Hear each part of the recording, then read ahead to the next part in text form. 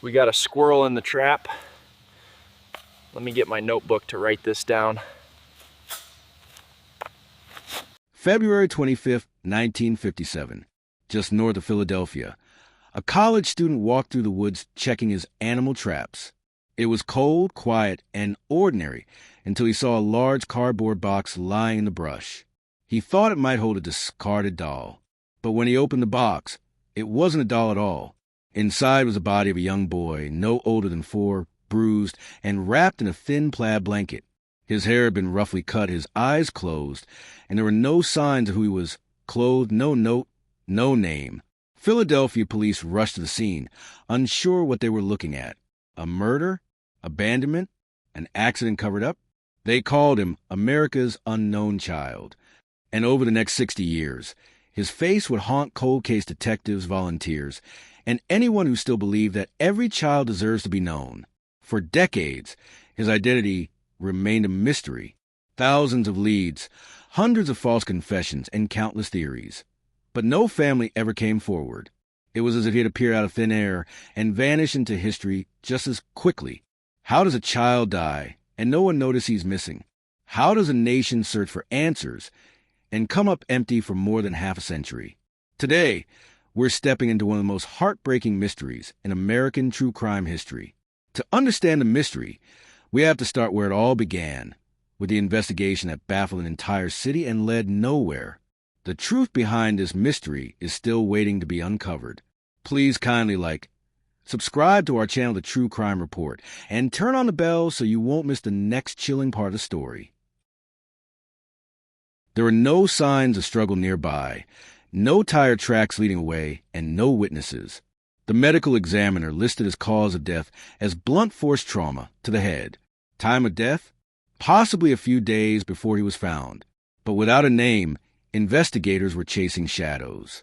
They took fingerprints and footprints, hoping to match them with hospital or adoption records. Nothing.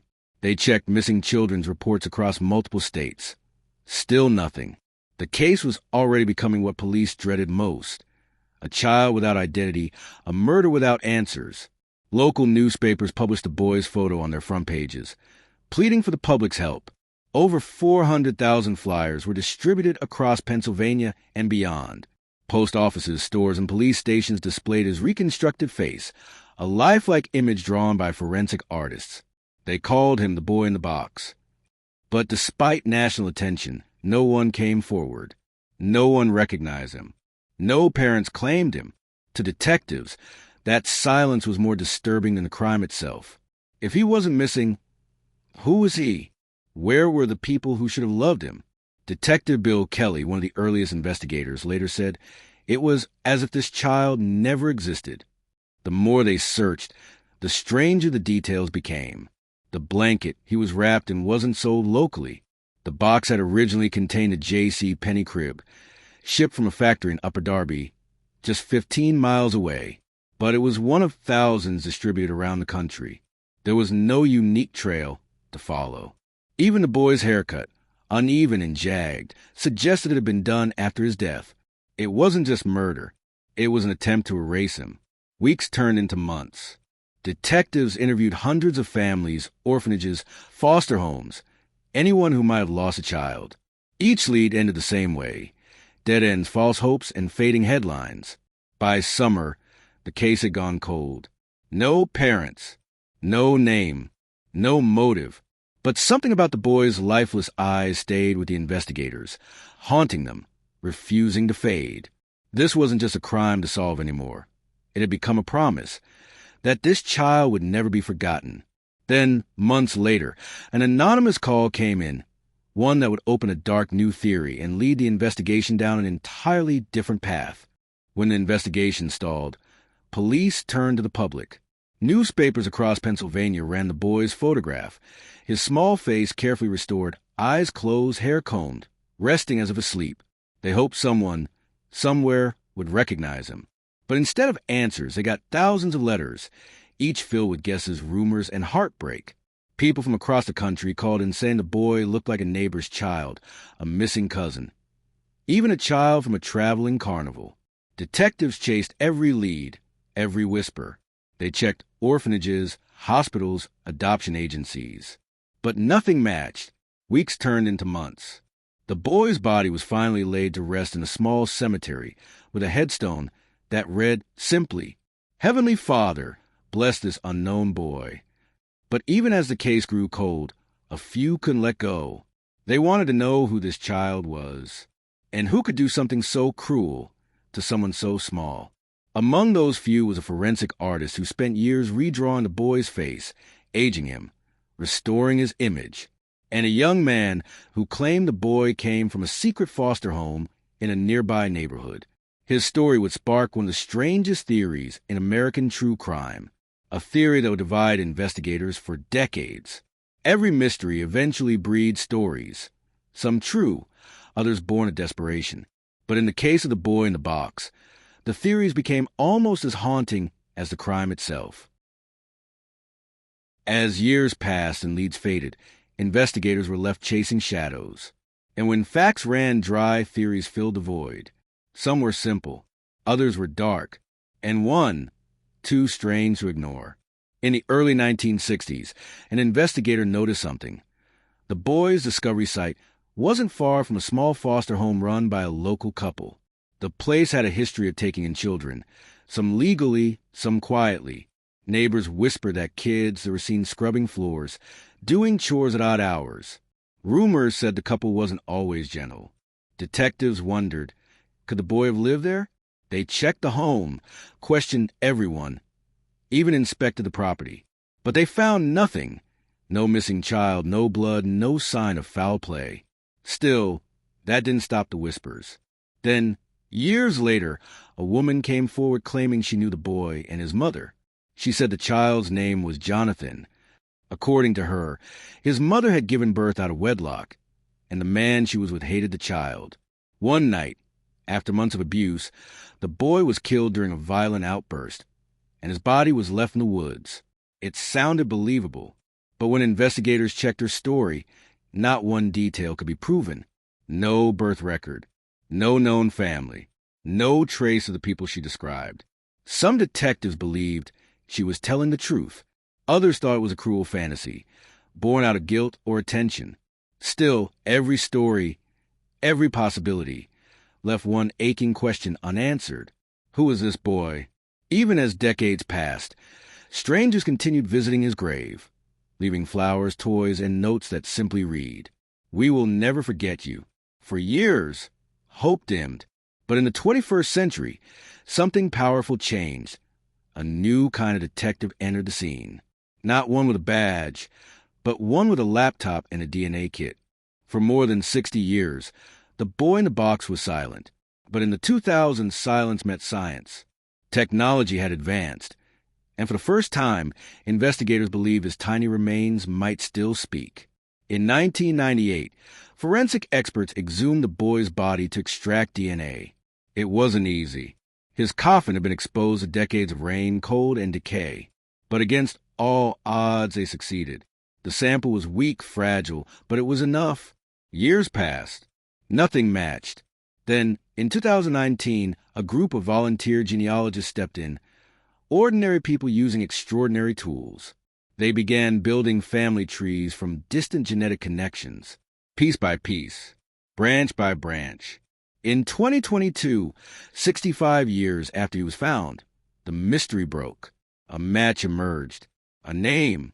The boy in the box was finally identified as Joseph Augustus Zarelli, born in 1953. He had a family. He had parents. He had a name. After decades of being called America's unknown child, Joseph was unknown no more. Police revealed that he was the son of a young woman from Philadelphia. His father had served in the Air Force. His mother was single and struggling. But what happened in those 4 short years of Joseph's life remains hidden in silence. Even with DNA, justice didn't follow.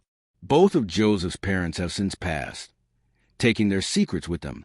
And so, in the strangest twist of all, the world finally knew who he was, but still didn't know why he had to die. Sometimes, answers arrive too late to heal the wound, but just in time to give the forgotten a name. And in Joseph's case, that name became a light, shining for every lost child who was never found. and for every stranger who refused to stop caring. Even after Joseph Augustus Zarelli finally had a name, the world still didn't have answers. Who harmed him? Why was he left in a cardboard box in the woods? And why didn't anyone report him missing? Theories abound, some more chilling than others. Some investigators believe Joseph may have spent part of his life in a local foster home. Stories surface of abuse.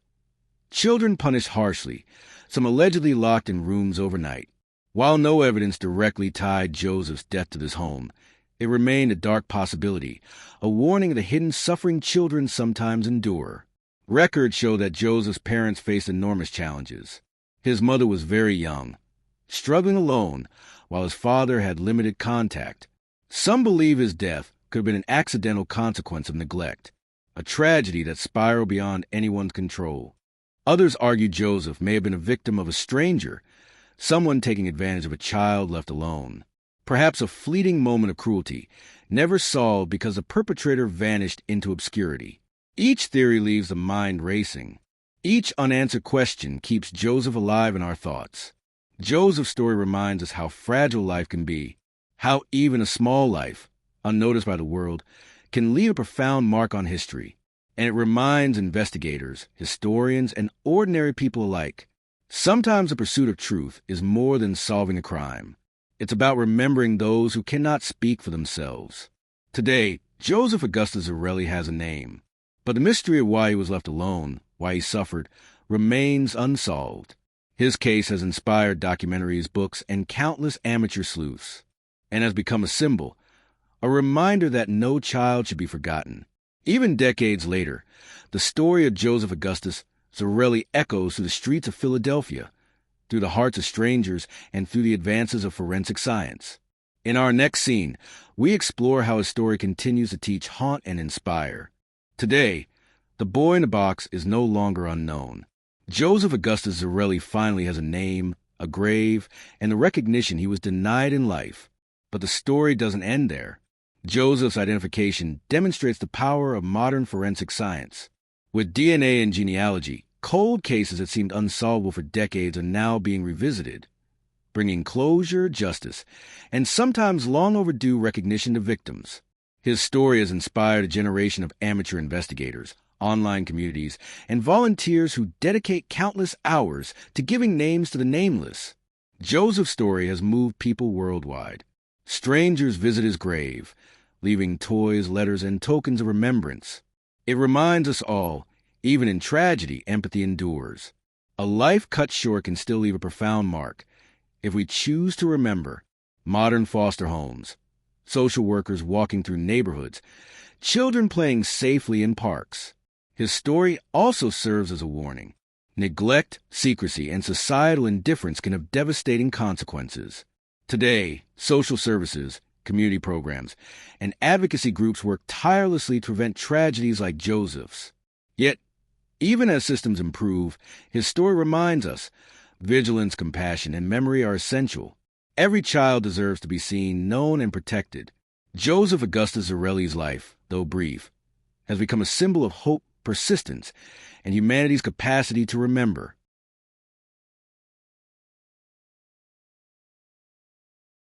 In our final scene, we honor Joseph's memory, reflect on the lessons of his story, and explore why, even after decades, he continues to touch lives. Soft sunrise over Philadelphia. Close-up shots of Joseph's headstone, flowers, small toys, and candles flickering. Gentle, slow piano music plays, evoking reflection and hope. Joseph Augustus Zarelli was a child whose life ended far too soon. For decades, he was the boy in the box, nameless, forgotten, and mourned by strangers who never knew him. But today, he has a name. He has a story. And through the efforts of investigators, genealogists, and everyday people who refuse to forget, he finally has a place in history. The memory of Joseph teaches us something timeless. Even the smallest life, no matter how brief or overlooked, matters. And though we may never know the full truth of what happened to him, we can honor his memory. Every toy left, every candle lit, every story retold is a promise. He will not be forgotten. Joseph's story continues to captivate, to inspire, and to warn. It reminds us that justice is not always immediate. Truth can be delayed, but memory endures. And sometimes a child lost to the world can teach it something invaluable: compassion, vigilance, and the courage to remember. By sharing his story, we honor him. And honoring him, we give every forgotten child a voice. Please kindly subscribe to our channel, and ring the bell so you never miss our next deep dive into true crime and unsolved mysteries. Thank you,